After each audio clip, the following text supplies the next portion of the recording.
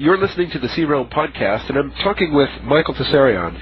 And Michael, when you are talking, you throw out a lot of questions, and I take them to be rhetorical questions or questions that are just intended to orient someone's mind in a sort of inquisitive way, rather than in a position of being a passive receiver of information. But there is one rhetorical question that I'd like you to go back to, and if you would give us what you think at least the beginning of an answer is. And that question is, what is it about our Constitution or about our psychology as humans that makes us want to submit, that makes us ideal candidates for collecting into these large structures which serve ends which are not in our own interests? Well, to answer part one of your question is why I put out a lot of questions and rhetorical questions. The simple answer to that is because I am a questioner. I am absolutely a questioner. I question and doubt everything. That's the simple answer to that. Some are rhetorical and some are, the normal kind. To get on to the more deeper question that you're asking there, that has to deal with what is referred to in existential philosophy as the authentic or inauthentic life. These terms arise out of a philosopher from Denmark called Søren Kierkegaard, and then picked up by people like Heidegger, Schopenhauer, Nietzsche, etc., in which they talked about two kinds of man. The man who lives an authentic life, which would be in Eastern mysticism known as the dharmic life, and the man who's inauthentic, and that's the karmic life. So when we look around the world, we see these two kinds of people. And the problem is that in the inauthentic model, there's tremendous there's primary guilt. Guilt, not of the kind that we normally know when we do some little misdemeanor or we've hurt some person's feelings or whatever, that type of nonsense. That's just secondary guilt, lesser guilt. There is an existential guilt based on your own inner subconscious commitment to live an inauthentic life. And from that guilt and from that commitment to live the inauthentic life comes an entire inverted tree of life of many, many other syndromes, and many other complexes that we're familiar with in the world. One of those branches, one of those symptoms, is then man's penchant to submit. Because the answer to your question in one single sentence is this: man has found it more satisfactory, and believe me, this is irrational, but nevertheless he's made this irrational decision. As irrational as it is, he's made a decision rather to submit to external forms of tyranny, external forms of control, which are partly punitive, but also partly permissive. I mean, the slave is going to have some food, and he's going to have some shelter, and he'll be told what to do, and he'll have the camaraderie of other slaves and so on. So the slave mentality, the man who submits, has in fact chosen to submit to external authorities, regardless of how tyrannical they are, rather than face the journey on the Siddhartha road towards an understanding and an attainment of his own selfhood. This might be difficult for people to understand who are not familiar with psychology, who are not familiar with, spirituality. But even in Christian terms, you find the same teachings, that you either have the truth or you have the non-truth. You have submittance to the world of the debauchery, or whatever you want to call it, to the lower drives, to the lower instincts, to the lower man. So this is the nub of it. And I've done, interviews, and we've talked about this in the DVDs, and we very much talk about it in the Architects of Control series, that here is a man who is committed within his subconscious to not live an authentic life. Then he wants to cluster with others who've made the similar decision. And that's what we have in societies, is an inauthentic, collective. But it's based out of people who would rather submit to the external tyrannies of Big Daddy, who would rather cling to the handrails, who would rather lean on one another, than face the anxiety that arises when you have to go on the inner journey of truth, when you have to discover what you're really here for on this planet, and who you are yourself. Alan Watt, the great, Zen commentator, always said that there's a taboo against knowing who you are. Jung commented on it. Freud commented on it. Nietzsche commented on it. Schopenhauer, Kierkegaard, they all mentioned this falling away from actual selfhood. We know what makes us the same as everybody else. All the institutions want to drum it into us, what makes us uniform and the same. We're very rarely taught, except by true teachers, what it is that makes us unique. Because the system isn't interested in really what makes us unique, except in a sort of a topical way, in order to keep the slave busy. But when it comes to real psychological and spiritual sovereignty, they're not interested. And that is the reason why we do not have political sovereignty. That is why it's eroded. That's why we don't have social sovereignty. That is why that is being eroded. It's because man does not have, nor does he even want, for the most part, psychological, moral, intellectual sovereignty. So the Ayn Rands are unread. The Alan Wattses are unread. They're forgotten. The psychologists are forgotten, except when it's the most topical spinner rack rubbish in order just to keep a sort of spring cleaning on your normal inauthentic existence. Because remember, dust gathers and everything, rust will accumulate. So even in the best of lives, you're going to feel a little anxiety, a little frustration, a little, hang-ups with your boyfriend, girlfriend, all the roles. The roles need maintenance. The roles need jump starts. So we have just enough psychology, just enough New Age gimmickry, just enough incense-waving towel-head shaman from the East, snake charming BS, just enough of that fake shamanistic nonsense, not the real thing at all, to spray paint, to refresh, to upgrade the inauthentic life. So the study of the inauthentic life is the study of and the opposite man, the man who's authentic, is what we refer to as the outsider.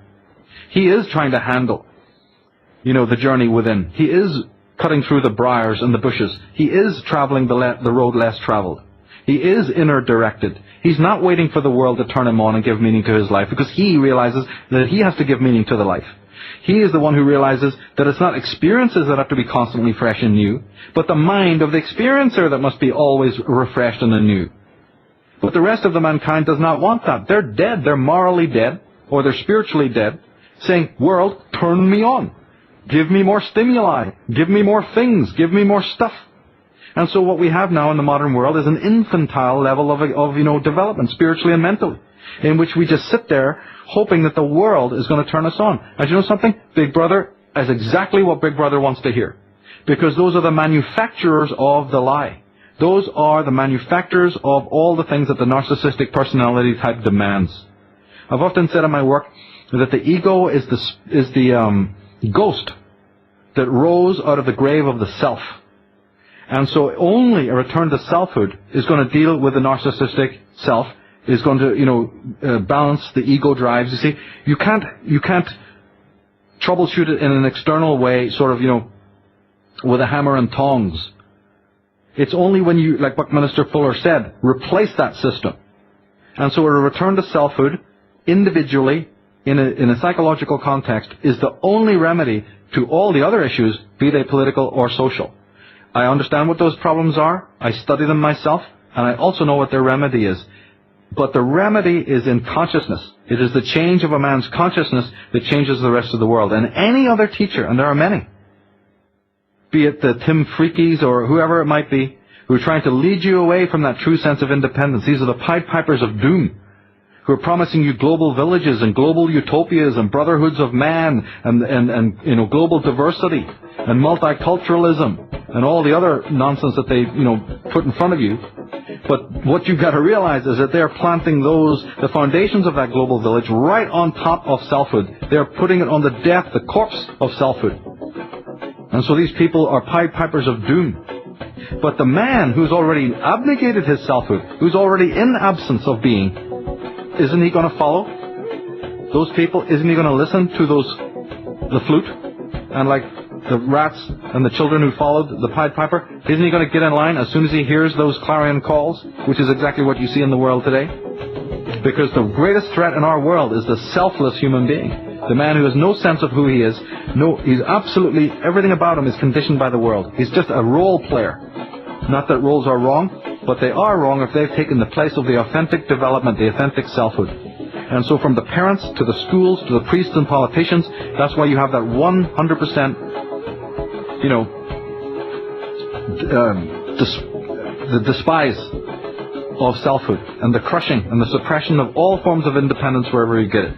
That's why you have a media that sells you these kinds of models and sells you this pornographic nonsense and puts in front of you these theories that, are about you losing your selfhood, immersing yourself in something that's, again, uniform in order to belong, in order to have approval.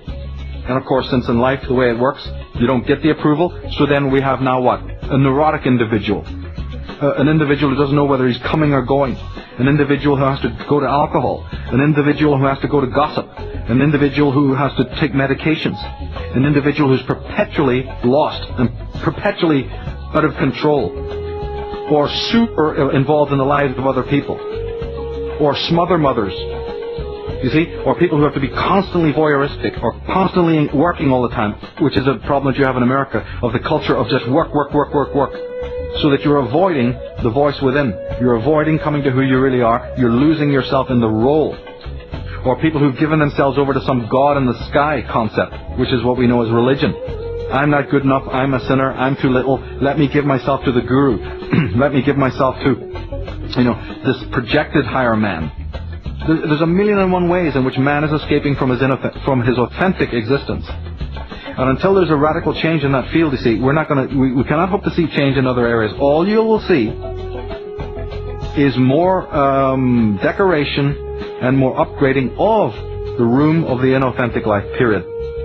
Michael, that was absolutely marvelous, and that was exactly the sort of material I was hoping to get when I invited you onto the C-Realm podcast in the first place.